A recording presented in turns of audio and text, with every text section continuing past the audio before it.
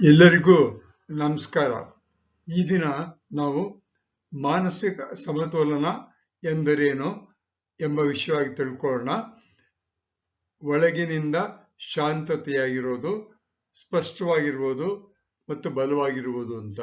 ಮಾನಸಿಕ ಅಂತಂದ್ರೆ ಎಲ್ಲಿದೆ ಅಂತಂದ್ರೆ ಬಹಳ ಕಷ್ಟವಾದ ಒಂದು ಪ್ರಶ್ನೆ ಅದು. ಮನಸ್ಸು ಅಂತಕ್ಕಂಥದ್ದು ಎಲ್ಲಿದೆ ಅಂತ ಕೇಳಿದ್ರೆ ಹೇಳೋದಕ್ಕೆ ಬಹಳ ಕಷ್ಟವಾಗುತ್ತೆ. ಅದು ಹೃದಯದಲ್ಲಿದೆಯೋ, ಮೆದುಳಿನಲ್ಲಿದೆಯೋ, ಎರಡೂ ಸೇರ್ಕೊಂಡಿದೆಯೋ ಒಟ್ಟಿನಲ್ಲಿ ಗೊತ್ತಾಗೋದಿಲ್ಲ. ಒಟ್ಟಿನಲ್ಲಿ ನಾವು ಮನಸ್ಸು ಅಂತ ಹೇಳ್ತೀವಿ. ಮನಸ್ಸು ಅಂತ ಹೇಳಿದ್ರೆ ಹೃದಯ ಮತ್ತೆ ನಮ್ಮ ಮೆದುಳು ಇವೆಲ್ಲವೂ ಸೇರ್ಕೊಂಡು, ಎಲ್ಲ ನಾನಾಂಗಗಳು ಸೇರ್ಕೊಂಡು ಬರ್ತಕ್ಕಂಥ ಒಂದು ಕಣ್ಣಿಗೆ ಕಾಣದ ವಸ್ತು ಮನಸ್ಸು. ಅದು ಒಳಗಿರುತ್ತೆ, ಅದು ಶಾಂತವಾಗಿರುತ್ತೆ, ಮತ್ತೆ ಸ್ಪಷ್ಟವಾಗಿರುತ್ತೆ ಏನ್ ಮಾಡ್ಬೇಕು ಅಂತ, ಮತ್ತೆ ಬಲವಾಗಿರುತ್ತೆ ಏನ್ ಮಾಡ್ಬೇಕು ಅಂತ. ಈ ರೀತಿ ಇದ್ದಾಗ ಅಂದ್ರೆ ಶಾಂತತೆ, ಸ್ಪಷ್ಟತೆ, ಬಲವಾಗಿರುವುದು ಇವೆಲ್ಲ ಇದ್ದಾಗ ನಾವು ಮಾನಸಿಕ ಸಮತೋಲನ ಇದೆ ಅಂತ ಹೇಳ್ತೀವಿ.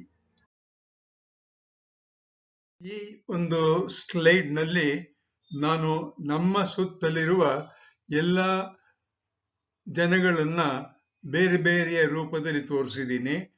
ಈಗ ತಗೋಣ. ಕೆಂಪುದ್ರಲ್ಲಿ ಎಲ್ಡರ್ಸ್ ಅಂತ ಬರೆದಿದ್ದೀನಿ, ಅಂದ್ರೆ ಹಿರಿಯರು, ಚಿಕ್ಕವರು, ಪೊಲೀಸ್ನವರು, ಬೇರೆ workers, owners, teachers, students, leaders, ಹೀಗೆ ಅನೇಕ ರೀತಿಯ ಜನಗಳು ನಮ್ಮ ಸುತ್ತಲೂ ಇರ್ತಾರೆ. ಅವರ ಮಾನಸಿಕ ಸಮತೋಲನ ಇರಬೇಕು. ಆಕಸ್ಮಿಕವಾಗಿ ಯಾವುದಾದ್ರೂ ಒಂದು ಗುಂಪಿನಲ್ಲಿರ್ತಕ್ಕಂಥ ಒಬ್ಬರಿಗೆ ಮಾನಸಿಕ ಸಮತೋಲನ ಇಲ್ಲದೆ ಹೋದರೆ ಅನೇಕ ರೀತಿಯ ಅನಾಹುತಗಳು ಆಗುತ್ತೆ. ಅದನ್ನ ನಾವು ಟಿವಿಗಳಲ್ಲಿ ನೋಡ್ತಲೇ ಬರ್ತಾ ಇದ್ದೀವಿ. ಆದ್ದರಿಂದ ಚಿಕ್ಕ ಮಕ್ಕಳಿಗೆ, ಶಾಲೆಯ ಮಕ್ಕಳಿಗೆ ಮಾನಸಿಕ ಸಮತೋಲನ ಹೇಗಿರಬೇಕು ಅನ್ನೋದನ್ನ ನಾನು ಇವತ್ತು ಹೇಳೋದಕ್ಕೆ ಪ್ರಯತ್ನ ಪಡ್ತೀನಿ. ಈಗ ಮೊದಲನೆಯದಾಗಿ ಮಾನಸಿಕ ಸಮತೋಲನ ಎಂದರೆ ಏನು ಅಂತ ಕೇಳೋಣ. ಮಾನಸಿಕ ಸಮತೋಲನ ಅಂದರೆ ಯಾವ ಪರಿಸ್ಥಿತಿಯಲ್ಲೂ ಮನಸ್ಸು ಶಾಂತವಾಗಿರ್ತಕ್ಕಂಥದ್ದು, ಸ್ಥಿರವಾಗಿರ್ತಕ್ಕಂಥದ್ದು. ಅಂದ್ರೆ ಸಮಸ್ಯೆಗಳಿಲ್ಲ ಅಂತಲ್ಲ. ಮಕ್ಕಳಿಗೆ ಸಮಸ್ಯೆ ಇದೆ, ಪೇರೆಂಟ್ಸ್ಗೆ ಸಮಸ್ಯೆ ಇದೆ, ವಿದ್ಯಾರ್ಥಿಗಳಿಗೆ ಸಮಸ್ಯೆ ಇದೆ, ಉಪಾಧ್ಯಾಯರಿಗಿದೆ. ಪ್ರತಿಯೊಬ್ಬರಿಗೂ ಒಂದಲ್ಲ ಒಂದು ರೀತಿಯ ಸಮಸ್ಯೆ ಇದ್ದೇ ಇರುತ್ತೆ. ಅಂತ ಸಮಸ್ಯೆ ಇದ್ದಾಗೂ ಸಹಿತ ಶಾಂತವಾಗಿ ಆ ಸಮಸ್ಯೆಗಳನ್ನ ನಿಭಾಯಿಸ್ತಕ್ಕಂಥ ಒಂದು ಶಕ್ತಿ ಇರುತ್ತಲ್ಲ, ಅದು ಮನೋಬಲ ಅಂತ ಕರೀತಾರೆ. ಆ ರೀತಿ ಮನೋಬಲ ಇದ್ದಾಗ ಅದು ಮಾನಸಿಕ ಸಮತೋಲನ ಅಂತ ಹೇಳ್ಬೋದು. ಇಲ್ಲಿ ಒಂದು ಚಿಕ್ಕ ಉದಾಹರಣೆ ಕೊಡ್ತೀನಿ ನಾನು, ಮಕ್ಕಳಿಗೆ ಅರ್ಥವಾಗ್ಲಿ ಅಂತ. ಮನಸ್ಸು ಒಂದು ಸೈಕಲ್ ಹೋಗ್ತಾ ಇರುತ್ತೆ. ಆ ರೀತಿ ನೀವು ಸೈಕಲ್ ಮೇಲೆ ಕೂತ್ಕೊಂಡು ಸೈಕಲ್ ಬಿಡ್ತಿರಲ್ಲ, ಆ ರೀತಿ ಇದ್ದಾಗ ಮನಸ್ಸಿನಲ್ಲಿ ನಮಗೇನು ತೊಂದರೆ ಇರೋದಿಲ್ಲ. ಮನಸ್ಸು ಶಾಂತವಾಗಿರುತ್ತೆ, ಸ್ಥಿರವಾಗಿರುತ್ತೆ. ಸಮತೋಲನ ಇಲ್ಲದೆ ಹೋದ್ರೆ ಬಿದ್ದೋಗ್ಬಿಡ್ತೀವಿ. ಅಕಸ್ಮಾತ್ ಆಗಿ ಸೈಕಲ್ ಮೇಲೆ ನೀವು ಎಡಗಡೆ ತಿರುಗಿಸೋದು, ಬಲಗಡೆ ಜಾಸ್ತಿ ತಿರುಗಿಸಿದ್ರೆ, ಬ್ರೇಕ್ ಜೋರ ಹಾಕಿದ್ರೆ, ಪೆಡಲ್ ಸರಿ ಮಾಡದೇ ಇದ್ರೆ ಆಗ ಸಮತೋಲನ ತಪ್ಪೋಗುತ್ತೆ, ಕೆಳಗಡೆ ಬೀಳ್ತೀವಿ. ಅದೇ ರೀತಿ ಮನಸ್ಸು ಸ್ಥಿಮಿತವಾಗಿಲ್ಲದೆ ಇದ್ದಾಗ, ಗಾಬರಿಯಾದಾಗ ನಾವು ಸಮತೋಲನವನ್ನು ಕಳ್ಕೊಳ್ತೀವಿ. ಇನ್ನು ಸ್ವಲ್ಪ ಆಳವಾಗಿ ಇದರ ವಿಚಾರ ತಿಳ್ಕೊಳ್ಳೋಣ ಬನ್ನಿ. ಮಾನಸಿಕವಾಗಿ ಸಮತೋಲನ ಹೊಂದಿರತಕ್ಕಂಥ ವ್ಯಕ್ತಿಯ ಲಕ್ಷಣ ಏನು ಅಂತ ನೋಡೋಣ ಬನ್ನಿ. ಒಂದು, ಪ್ರತಿಕ್ರಿಯೆಗಿಂತ ಮೊದಲು ಯೋಚಿಸ್ತಾನೆ. ಕೋಪ ಮತ್ತು ಭಯವನ್ನ ನಿಯಂತ್ರಣ ಮಾಡ್ಕೊಳ್ತಾನೆ. ಯಶಸ್ಸು, ವಿಫಲತೆಯನ್ನ ಸ್ವೀಕರಿಸ್ತಾನವನು. ಅಂದ್ರೆ ಒಳ್ಳೆಯದಾಗಲಿ ಕೆಟ್ಟದಾಗಲಿ ಅದನ್ನ ಸ್ವೀಕರಿಸಬೇಕು. ಉತ್ತಮ ಸಂಬಂಧಗಳನ್ನು ಉಳಿಸಿಕೊಳ್ತಕ್ಕಂಥದ್ದು. ಅಂದ್ರೆ ಯಾವುದೇ ಒಂದು ಸಮಯದಲ್ಲಿ ಏನೇ ಕಷ್ಟ ಬಂದರೂ ಸಹಿತ ನಾವು ಯೋಚನೆ ಮಾಡಿ ಶಾಂತತೆಯಿಂದ ಆ ಒಂದು ಸಮಸ್ಯೆಯನ್ನ ಬಿಡಿಸ್ಕೊಳ್ಳೋಕೆ ಪ್ರಯತ್ನ ಮಾಡಿದಾಗ ನಮ್ಮ ಮನಸ್ಸಿನಲ್ಲಿ ಸಮತೋಲನ ಇದೆ ಅಂತ ಗೊತ್ತಾಗುತ್ತೆ. ಇಲ್ಲ ಅಕಸ್ಮಾತ್ ಆಗಿ ಮನೆಯಲ್ಲಿ ಉದಾಹರಣೆಗೆ ನಾವು ಅಥವಾ ನೀನು ಓದದೆ ಕೂತ್ಕೊಂಡಿರ್ತೀಯಲ್ಲ, ಆಗ ನಿಮ್ಮ ಅಪ್ಪನೋ ಅಮ್ಮನೋ ಬೈತಾರೆ, ಯಾಕೆ ಓದಲ್ಲ ಅಂತ. ಆಗ ನಿನ್ನ ಮನಸ್ಸಲ್ಲಿ ಬೇಜಾರಾಗಿ ನೀನು ಪುಸ್ತಕ ತೆಗೆದು ಬಿಸಾಕ್ತೀಯ. ಆ ರೀತಿ ಆದಾಗ ಮನಸ್ಸಿನಲ್ಲಿ ಸಮತೋಲನ ಇರುವುದಿಲ್ಲ. ಅದನ್ನು ಜ್ಞಾಪಕ ಇಟ್ಕೋಬೇಕು. ನಾನು ನಿಮಗೆ ಮೊದಲೇ ಹೇಳಿದಾಗೆ ಮನಸ್ಸು ಅನ್ನೋದು ಎಲ್ಲಿದೆ ಹೇಗಿದೆ ಅಂತ ಹೇಳೋದಕ್ಕೆ ಕಷ್ಟವಾಗುತ್ತೆ. ಆದರೆ 3 ರೀತಿಯಾಗಿರ್ತಕ್ಕಂಥ ಭಾಗಗಳನ್ನು ನಾವು ಕಂಡಿಡ್ಕೋಬಹುದು.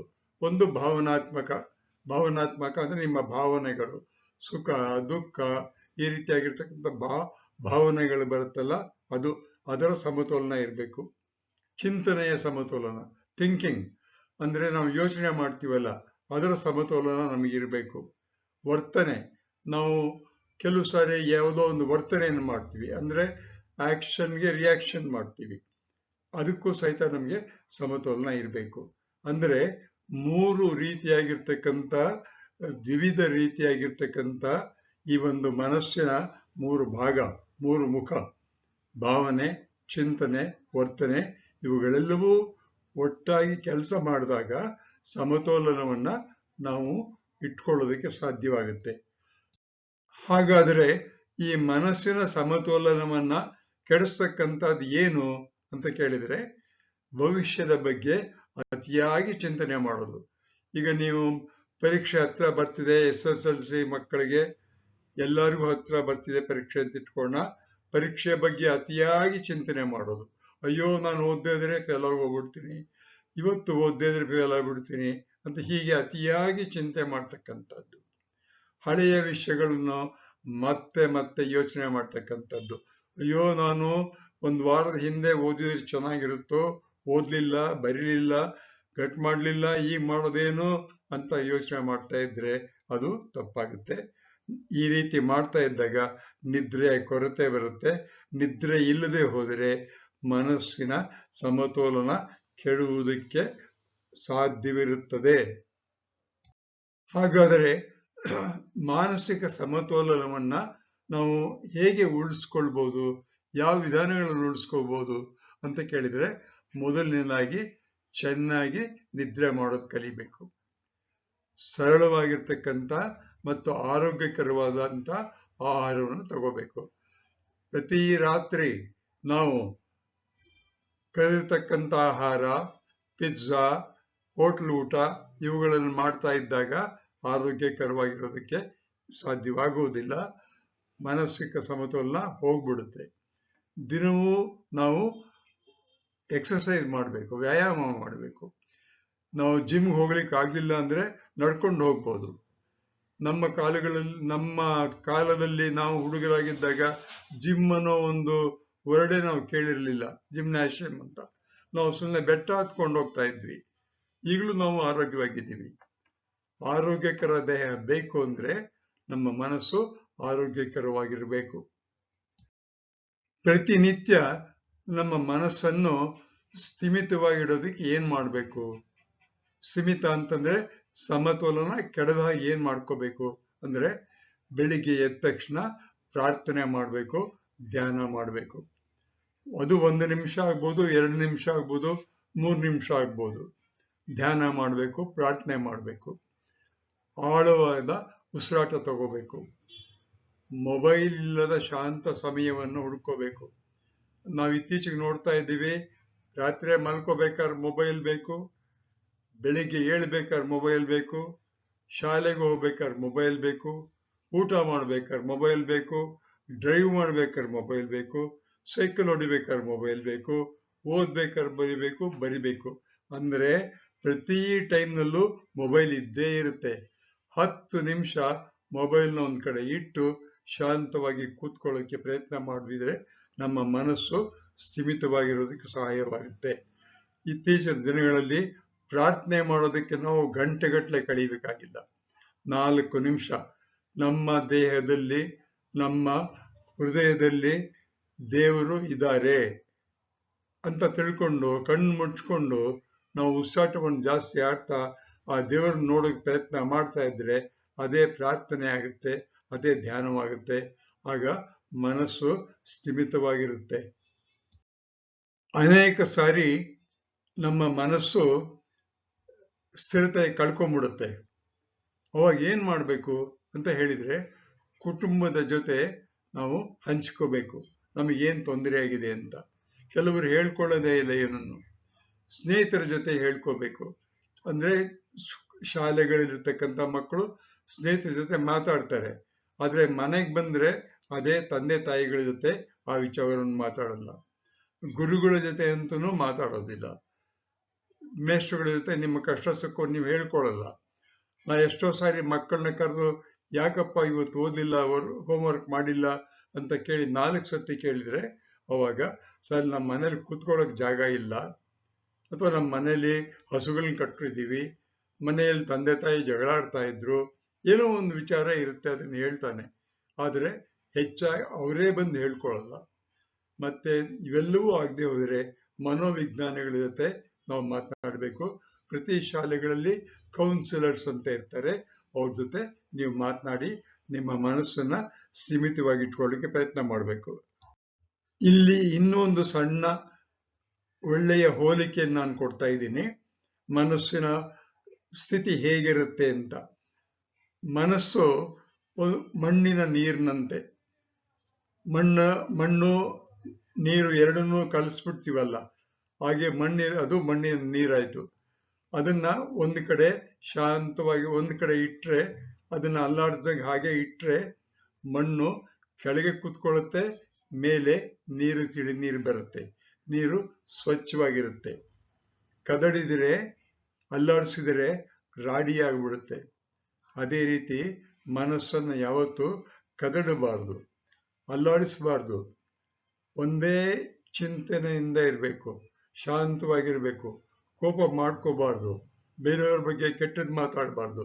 ಅವೆಲ್ಲ ಮಾಡಿದ್ರೆ ಮಣ್ಣಿನ ನೀರ್ ತರ ಆಗುತ್ತೆ ಮನಸ್ಸು. ಶಾಂತ ಮನಸ್ಸು, ಸ್ಪಷ್ಟ ಚಿಂತನೆ ಯಾವಾಗಲೂ ಒಳ್ಳೆಯದಾಗಿರ್ಬೇಕು, ಕೆಟ್ಟ ಚಿಂತನೆಯನ್ನು ಮಾಡಲೇಬಾರ್ದು. ಆ ರೀತಿ ಇದ್ದಾಗ ಮನಸ್ಸು ಶಾಂತವಾಗಿರುತ್ತೆ. ನಮ್ಮ ಮನಸ್ಸಿಗೆ ಬೇಜಾರಾದಾಗ ಅಥವಾ ನಮ್ಮ ಮನಸ್ಸಿನ ಸ್ಥಿಮತೆ ತಪ್ಪಿದಾಗ ಏನ್ ಮಾಡಬೇಕು, ಯಾವ ರೀತಿ ಸಹಾಯ ಮಾಡಬೇಕು ಅಂತಂದ್ರೆ, ನಿರಂತರ ದುಃಖ ಇದ್ದಾಗ, ಅಂದ್ರೆ ಪ್ರತಿನಿತ್ಯ ಮಲಗೋಕ್ ಮುಂಚೆ ಅಳ್ಬೋದು. ಕೆಲವು ವಿದ್ಯಾರ್ಥಿಗಳು ಹಾಸ್ಟೆಲಲ್ಲಿ ನಾನು ನೋಡಿದ್ದೀನಿ, ನಾನು ವಾರ್ಡನ್ ಆಗಿದ್ದಾಗ, ಪ್ರಿನ್ಸಿಪಲ್ ಆಗಿದ್ದಾಗ ನೋಡಿದ್ದೀನಿ. ರಾತ್ರಿ 10:30 ಗಂಟೆ 11 ಗಂಟೆ ಹೋದಾಗ ಕೆಲವು ಮಕ್ಕಳು ಮುಸುಕಾಕೊಂಡು ಅಳ್ತಾ ಇರ್ತಾರೆ. ಅದು ನಿರಂತರ ದುಃಖ, ಭಯ, ಆತಂಕ ಇವೆಲ್ಲ ಇರುತ್ತೆ. ಆ ರೀತಿ ಇದ್ದಾಗ ನಾನು ಮಕ್ಕಳ ವಿಚಾರ ಹೇಳ್ತಾ ಇದ್ದೀನಿ, ಇದು ದೊಡ್ಡವ್ರಿಗೂ ಆಗ್ಬೋದು, ಚಿಕ್ಕವ್ರಿಗೂ ಆಗ್ಬೋದು, ಯಾರಿಗೆ ಬೇಕಾದ್ರೂ ಆಗ್ಬೋದು. ನಿರಂತರ ಭಯ ಇದ್ದಾಗ, ನಿರಂತರ ದುಃಖ ಇದ್ದಾಗ ನಾವು ಬೇರೆಯವರ ಸಹಾಯವನ್ನ ಪಡಿಬೇಕಾಗುತ್ತೆ. ಈ ಮನಸ್ಸಿನ ಬಗ್ಗೆ ಅನೇಕ ಗಂಟೆಗಳ ಕಾಲ ಲೆಕ್ಚರ್ಗಳನ್ನು ಮಾಡ್ತಾರೆ ಸೈಕಾಲಜಿಸ್ಟು. ನಾನು ಇಲ್ಲಿಗೆ ಮುಗಿಸ್ತೀನಿ, ಒಂದು ಸಣ್ಣ ಮೆಸೇಜ್ ಕೊಟ್ಟು. ಮಾನಸಿಕ ಸಮತೋಲನವನ್ನು ಅಂತಕ್ಕಂಥದ್ದು ಅದು ಒಂದು ದಿನದ ವಿಷಯ ಅಲ್ಲ. ಇವತ್ತು ಮನಸ್ಸು ಸರಿ ಹೋಗ್ಬಿಡ್ತಪ್ಪ ಅಂದ್ರೆ ಅದೇ ಕಂಟಿನ್ಯೂ ಆಗಲ್ಲ. ಅಥವಾ ಈ ಒಂದು ನಿಮಿಷದಲ್ಲಿ ನಾನು ಆರಾಮಾಗಿದ್ದೀನಿ, ಧ್ಯಾನ ಮಾಡ್ಕೊಂಡಿದ್ದೀನಿ ಅಂದ್ರೆ ಆಗಲ್ಲ. ಮುಂದಿನ ಸೆಕೆಂಡ್ನಲ್ಲಿ ಪುನಃ ಏನೋ ಪ್ರಾಬ್ಲಮ್ ಬರ್ಬೋದು. ಆದ್ರಿಂದ ಪ್ರತಿದಿನ ಸಣ್ಣ ಸಣ್ಣ ಒಳ್ಳೆಯ ಅಭ್ಯಾಸಗಳನ್ನ ನಾವು ಪ್ರಯತ್ನ ಮಾಡ್ತಾ ಬಂದ್ರೆ ಶಾಂತಿ ಜೀವನ ಮಾಡೋದಕ್ಕೆ ಅನುಕೂಲ ಆಗುತ್ತೆ. ನಾನು ಮೊದಲೇ ಹೇಳಿದಾಗೆ ನಾವು ಪ್ರೇಯರು, ಧ್ಯಾನ ಮಾಡ್ತಕ್ಕಂಥದ್ದು, ಒಳ್ಳೆಯ ಆಹಾರ ಸೇವನೆ ಮಾಡ್ತಕ್ಕಂಥದ್ದು, ಸಮಯವನ್ನು ಹೆಚ್ಚು ಸಂತೋಷವಾಗಿ ಕಳೆಯತಕ್ಕಂಥದ್ದು, ಬೇರೆಯವರಿಗೆ ಕೆಟ್ಟದನ್ನ ಬಯಸ್ತಾ ಇರ್ತಕ್ಕಂಥದ್ದು, ಈ ರೀತಿ ನಮ್ಮ ಮನಸ್ಸನ್ನ ಒಳ್ಳೆಯ ಕಡೆಗೆ ತೆಗೆದುಕೊಂಡು ಹೋದಾಗ ಅದು ಶಾಂತ ಜೀವನವನ್ನು ಕೊಡೋದಕ್ಕೆ ತಯಾರಾಗುತ್ತೆ. ಈ ಒಂದು ಸಣ್ಣ ಮಾನಸಿಕ ದುರ್ಬಲತೆ ಅಥವಾ ಮಾನಸಿಕ ಬಲದ ಇದರ ವಿಚಾರವಾಗಿ ನಾನು ಈ ಒಂದು ಪ್ರೆಸೆಂಟೇಷನ್ ಮಾಡೋದಕ್ಕೆ ಸಹಾಯ ಮಾಡಿದಂಥ ಚಿರಾಗ್ ರವಿಶಂಕರ್ ಅವರಿಗೆ ಅವರು ಕ್ಲಿನಿಕಲ್ ಸೈಕಾಲಜಿಸ್ಟ್, ಬೆಂಗಳೂರಲ್ಲಿದ್ದಾರೆ. ಈ ವಿಷಯವನ್ನ ರೂಪಣೆ ಮತ್ತು ಯೋಚನೆ ಮಾಡ್ತಕ್ಕಂಥದ್ದು ಡಾಕ್ಟರ್ CG ನಾಗರಾಜ. ನಾನು ಉಪಾಧ್ಯಾಯನಾಗಿ, ಪೇರೆಂಟ್ ಆಗಿ, ಬೇರೆಯವರಿಗೆ ಸಹಾಯ ಮಾಡಿ ಏನು ಕಲ್ತ್ಕೊಂಡೆ ಅನ್ನೋದನ್ನು ಬರೆದಿದ್ದೀನಿ. ಮತ್ತೆ ಕೆಲವು ಸಹಾಯವನ್ನು ChatGPT ತಗೊಂಡಿದ್ದೀನಿ. ಇದನ್ನ ಪ್ರಕಟಣೆ ಮಾಡ್ತಕ್ಕಂಥ ಯೂಟ್ಯೂಬ್ನವರಿಗೂ ಸಹಿತ ನನ್ನ ವಂದನೆಗಳು. ಎಲ್ಲರಿಗೂ ನಮಸ್ಕಾರ.